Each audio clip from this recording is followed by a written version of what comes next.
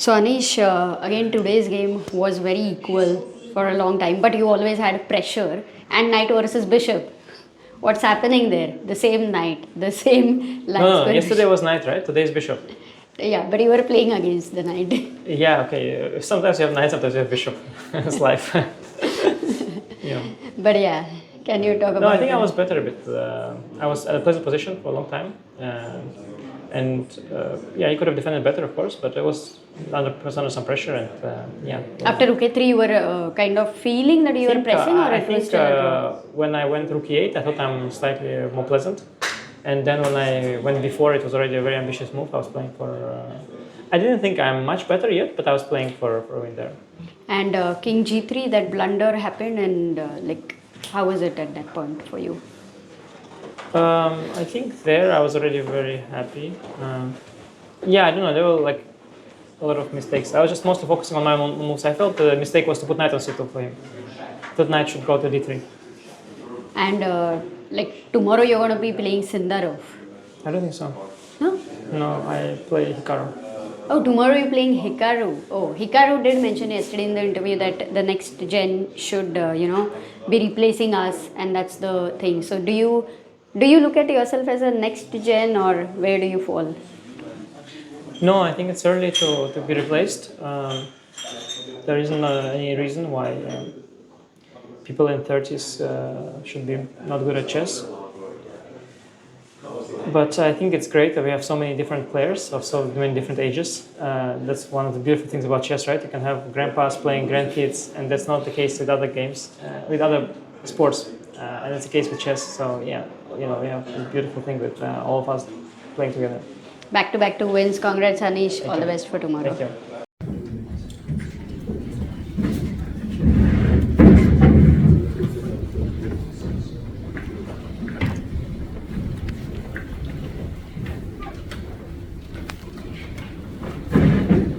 Welcome to the Round 9 press conference of the FIDE Candidates 2026. We're going to do this press conference a little bit different than other times. I'll open the questions to the floor to reporters for Fabiano only, and then I'll let Fabiano take a leave, and we'll move on with the press conference. So any questions for Fabiano, please raise your hand.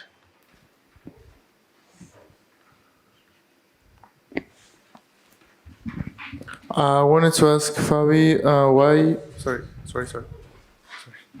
I wanted to ask Fabi why b4, for example. Okay, it's maybe to stop b4 for black, but I don't know, b3. I don't just wanted to see your thought process on b4. Why did I play b4? Yeah, why you played b4? I think it's a fine move. I don't know. Yeah. Okay, because I was considering like b3 also, but I think it's the same idea, right? In either case, he can take, but he can also not take after b3. So I don't know. Okay, thank you. Any other questions for Fabiano? Okay, I'll let you rest. Best of luck for round 10.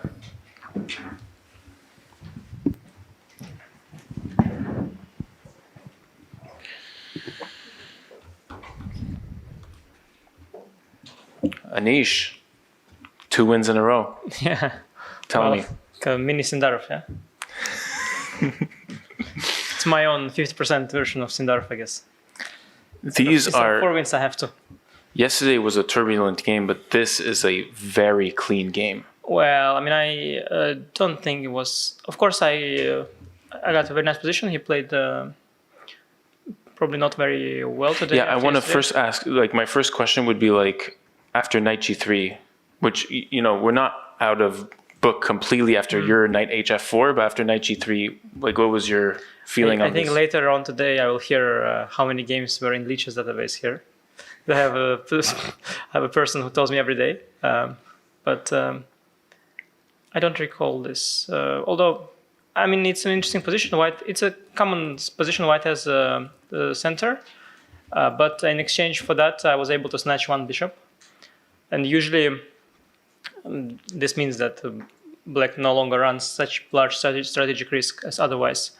I was very surprised by his play, and at first I was like because he's a great player. So at some point I thought maybe it's very, very smart what he's doing. But I was really surprised by this d5, bishop g5 thing. And probably rightly so. I guess bishop e3 is the normal. But something bothered him, probably e d4. Because it's not what I wanted. I don't know what is the computer saying. Okay, d5, e5, f6. It works here, actually. Yeah, because if he takes with the piece, these positions are okay. Yeah, I see. I guess he was... I don't know, this might have been his prep. And maybe a4 was... I was not sure, yeah. I was wondering about bishop b6, f6 also, maybe b4. Yeah, I was thinking about these things. I didn't realize ed4 is so good. So I was very puzzled by d5 and... So d5, there's no more tension anymore, and then you're just the center's fixed. Yeah, at and some you're point happy. I started to realize that although I don't know this position, I know something with colors reversed which looks very similar. And then I realized it's basically it's like I'm playing with white and he's playing with black. I think he should be equal, but I got very ambitious. I got ambitious here. I mean, initially I thought I'm playing for equality, but here I got ambitious, and already before is not the kind of move I would usually make, but I thought in this tournament situation it's nice and to try and play for a win. Can you tell us why you would never, you would normally play b4? Yeah, because in the current position there is zero risk for black at all. Even there is just not an imaginary scenario of how you can ever lose. But when you go before, there is a scenario the knight will come to d3 and win the pawn. So it involves a little bit of strategic risk. But I realized that whenever first of all, his knights are very far, and whenever they come over, like in the game, I will always have c5. And then takes, and the c4 pawn is weak. So, I mean, it's not really risky as such, but like usually I would, it's easier to press for black without it. I would do something else and I would just press without. Now I had to a little bit think about this pawn, and I think he misplayed. I think the knight should go to d3. I think knight should not end up here. Because with knight on d3, like let's say, yeah, with knight on d3, it is going towards c5, right? It's where essentially he needs to protect this e4 pawn, and on c2 the knight is very far away from it. So I think knight had belonged here, and yeah, here he had some, like, I don't think I'm maybe just not, maybe it's just not winning. So then I'm just slightly better, I guess. Here, okay, I also queen a7, queen b, actually I was lucky that he deviated, because actually, strangely enough, I don't have a, so wait, I went here. Yeah, I was initially planning c5, but he always has to take. Basically, after c5, he must take always, because otherwise I get the strategic thing that I told you is gone, and then it's amazing. Because I stopped c5, I stopped everything, and then this weakness is bad, and I have the a file. If I have both, I think its position is either lost or practically so bad for him. So he and the knight can't find a post as well? Yeah, knight has to go to d2 to defend, but then I will walk bishop on g6, enter like in the game. But I mean, not as good as in the game, but I will basically torture forever. So he has to always take, and now this position, I think he just has enough counterplay, the knight coming to f5. So I didn't want to go c5. I wanted to take and go queen a2, enter an endgame. He played good move rook c1. I realized after the planned rook a1 there is c5. And I went back, and actually I realized that, if he does not repeat moves, maybe it was not so stupid what I did. And knight f3 was very wrong, because again the knight, I don't have this, it doesn't have knight f5 ideas. And now, but it was still okay. Actually I thought maybe go back here, especially after h6. Now he has a bit more squares. But basically, like, the thing is that my whole play was aimed at going c5 at the right moment, when he cannot take dc. And okay, knight c2 was really, really not good for him, I think. I think here he must, knight c2 was not good. I think he missed bishop e8. Now at least not queen, queen d3. And now just can just play queen a5. Yeah, it's ridiculous. I just go queen a5. But then I realized actually maybe I can't get c5 anymore so easily. So maybe bishop g6 was not bad. But here, it is such an interesting way to play. I was so tempted to do this, but I just couldn't. Okay, I didn't see c6. I was going to go c5, but then knight f3 comes over to d2, and I just couldn't make it work. And I was also considering some bishop h5 move. Knight goes back, and c5 he takes the knight before. And I didn't see this idea of c6. Apparently it's very strong. It just never occurred to me to go c6. And the point is to take. Now myself want to take. Yeah. Okay, but this is very. This is not how I was saying. I was just thinking about c5. And what I initially blundered, like I went too happily bishop g6 because I thought knight c2. Also here, I thought he must go at least here. Some h4, and I have to go h5. And maybe somewhere he moves the king, and maybe somewhere he goes g4 and some chances, whatever.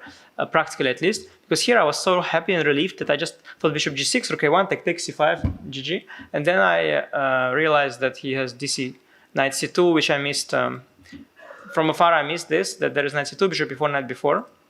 Oh, wow, okay. Then I thought I'm anyway maybe winning. But yeah, this, or also I think I had some queen b7 move here. And if queen d6, I have queen e4. And there's knight, yeah, I also didn't see this. And knight d5, and I guess knight f6 is, I guess many things draw here. c5, knight, yeah, everything. Yeah, so basically I missed this. I should have gone something else. Okay, bishop g6, rook b2, yeah, or this, but this is also very nice for me. But I just rushed with bishop g6. I was too happy with the thing. I thought, okay, rook e1, take, and c5. And I was so lucky he didn't take dc. I mean, he has to do it by elimination, because this is just, I think even if he gets everything he wants, even if he gets knight on d2, it's going to be such a torture, and I'm not sure you can ever erect a fortress really here. Plus, I'm just winning by force with queen f6. I mean, I was lucky here that, okay, I was very much upset I didn't go here and just f5. I mean, I thought he can go here, but just f4. And I saw this also, but I should have done this. It's completely winning. But then after time control, I realized that my h5, h4 idea, which I saw with queen a7, is also winning. Actually, even in some sense, very positionally. Yeah, I was very, very lucky because honestly, normally a player of his level would take dc. Like, I mean, it's so obvious that. So just for the audience, so takes knight c2. Yeah, I think something bothered him. Bishop e4, queen b7, or queen b7 directly. But even if that bothers you, you have to hope that this is somehow a draw, because the other one is just really bad. So I was just very lucky he didn't go for this, because yeah, I kind of ruined it a bit. That's the rook b2 move. It's a pity. I felt, because the rook is so nice, it's trapped, but nobody can attack it. So I realized that, but I just didn't see the c6 idea, which is very nice. Yeah, it's only good when the bishop is on g6 and pinning e4, right? And now e4 yeah, cd. it's kind of concrete, the whole thing. It's also not so obvious, the whole thing. Queen c3. Yeah, I'm in time just basically. But it's honestly, if I saw this c6, I would. It is easy to see now that it's, I guess, sort of. Knight f3. Yeah, it's not time to go here. It's just easy to see, but I was obsessed with c5. Yeah. And always dc was the problem. But here the problem is not dc. Here the problem is knight f3. And now, unlike other positions, actually in this position, if knight comes to d2, like now. The rook is, again, he can't win it, but it is it's misplaced, and I think this could be a draw for him. So I didn't see this c6 cd idea, and that's why I misplayed it. But I was very lucky he didn't. But okay, it was overall anyway a good game, I think, from my side. He played d5 was uncalled for, and then decisive mistake after he got the chance was to go dc. So mostly, I guess he was in a very difficult spot, also very depressing for him, because he's playing basically.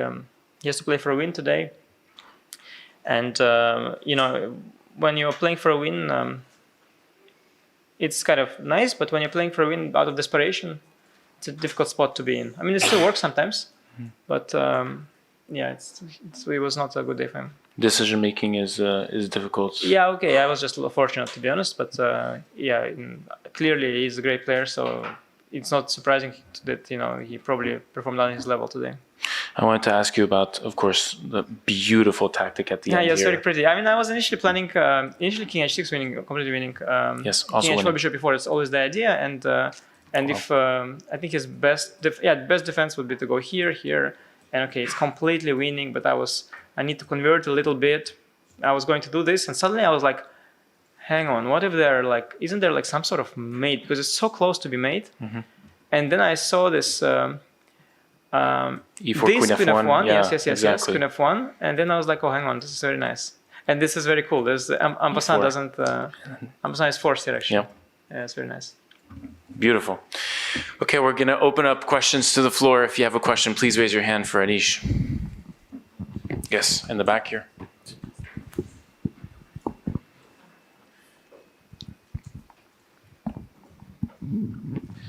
I'm Maurice Ashley, St. Louis Chess Club. Anish, you have used the word luck probably 8 to 10 times in this conversation so far, and you seem almost like you regret or feel a certain way about how the game transpired, as though maybe you could play better or maybe he just played badly.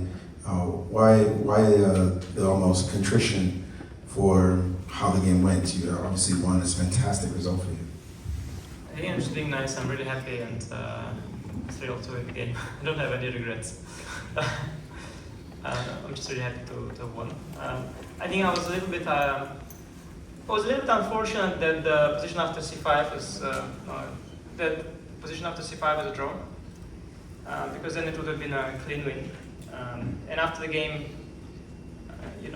you're already happy that you won, but then you're hoping that maybe it was also a clean win. But yeah, it was a little annoying that I didn't clinch it here, but had to win because of his mistake. But it's not like I'm gonna cry over that for too long. Any other questions? Anish, now you are the one who was chasing Yakovlev. Is it a burden? Is it a pleasure? How does it feel like? I think it's good news for both me and Joe here. Why for him? Well, he was probably more worried of Fabiano because he had more points earlier on, and he was also pre-tournament favorite. But okay, we'll see. I mean, I was at some point thinking that he will win today. I don't know. I didn't see. Was he ever better today, or? Yeah, he was completely winning. Yeah. He decided to trade queens. So this bishop takes a4 moment. He blundered, yeah. Well, he went into this endgame which he thought was good, and then he missed the resource for white f5. Yeah, no, so actually I was thinking he'll win today. That would make it even harder. So you see, he can make mistakes, but everything's possible. But at this point, of course, again, as long as mathematically you can still win a tournament, you have to still, do your job, as they say. But of course, Jagir is still a good situation, but he would probably quite pissed not to have won today, because this was, but also such a strange game, to be honest. Like, I didn't understand anything. Yeah, it was very strange. He thought it's a winning endgame, yeah? Yeah. He missed like some f5 3 moves down. No, come on. There's other ways also, no? He's like, I'm clean pawn up, and then he misses f5. There's equal pawn. They check his not it's ridiculous. Yeah, I don't know. I think he must have missed the bishop b3, no? At least. No, he saw bishop b3. He was happy. He had seen this endgame and went for it. That's what he said in the press conference. Show him f5. Show him until f5. No, I saw f5. Yeah, but there's other things also. Yeah. Here he was only thinking of queen a5. Yeah, he probably didn't see queen b7. Yeah. Yeah, exactly. Queen a5 is no, that's also good. Yeah, but overall he's still in a good situation. But he has some difficult games coming up, I think. But so do I. So we'll see. Any other questions? Oh, in the back here. Anatol Ituch, der Standard Austria. I would like to know this. This is now developing into like a bit of a two-horse race, and how does this tournament situation influence the way you will go into the last 5 rounds of the tournament? Will you just play it game by game, or do you feel the need to maybe, I don't know, take more risks now because you need to catch up if you want to still win the tournament? Yeah, I mean, at this point I think it gives me too much credit to call it a two-horse race. I think it's like a one-horse race, and okay, there's like a horse race, because I mean, I would love to, take that, but it would just give me too much credit. I mean, honestly, I just won a couple games, and I'm suddenly a little ahead of the others, but it's early to speak of that. It would be fun if this would turn into a two-horse race at some point, but right now it's not yet the case. But again, the whole point of the tournament is that as long as you have a mathematical chance, there is still excitement. I watched. It's always fun. I also watched. I remember some championship matches, and I was so excited. Like when Vichy was playing against Carlsen, and it was a very bad match for him, and he was losing, and still he had a mathematical chance to come back. And I remember with how much excitement I watched last round, and also even Kramnik Anand match. Also, I remember like it was all hopeless for Vladimir, but then he won one game, and then in the end, it was. I was watching with like lots of excitement, and I think as long as there's mathematical chance for it, people are really enjoying the tournaments. So I think it's good. Any other questions? Irene from St. Chess Club. Anish, if or when you win the candidates, which city would you like to be the venue for the match? Hey, good one. I'm getting trolled by St. Louis Chess Club. They're upset that I beat their boy, and now they're, they're trolling me.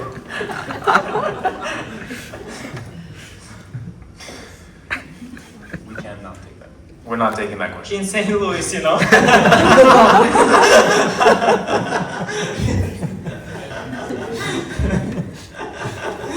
Jafar from Prime Chess. Niche, congratulations on the win. They're now calling you Win Niche online, so it's always good. But early on in the I like games, people that follow chess once in 10 years, yeah? So like they were following in 2016, and they were hibernating for 10 years. They're like, oh, we're back, guess who's back? early on in the games, we typically see players, and even yourself, kind of get up, walk around, check out a few games. For you specifically, is that sort of like a meditation for you, or before committing to a plan, or are you just looking at some games, getting some inspiration from what you see on other boards? Yeah, I'm just walking around. I know some players who like to sit down, like Bobby Fischer was famous for that. I think that you have more time to think about the position, but then you can get also more tired. So I like to take small breaks in between, because it's a very long game, a lot of hours, and many games you play in a row, so you get really tired if you think the whole time. So it's like a way to take short breaks and get some steps in. Congrats. Another question over here. Just following this up, the two players that I see most walking around are Javukhir and you. Do you have any estimate on how many kilometers he does per day and how many kilometers you do per day? Yeah, I guess he's leading even there. But he walks in a very obnoxious way, and I'm much more peaceful when it comes to walks. But yeah, everybody has their own style. Any other serious questions? Okay, I'll let you go. Best of luck for round 10. Thank you. That would be the start.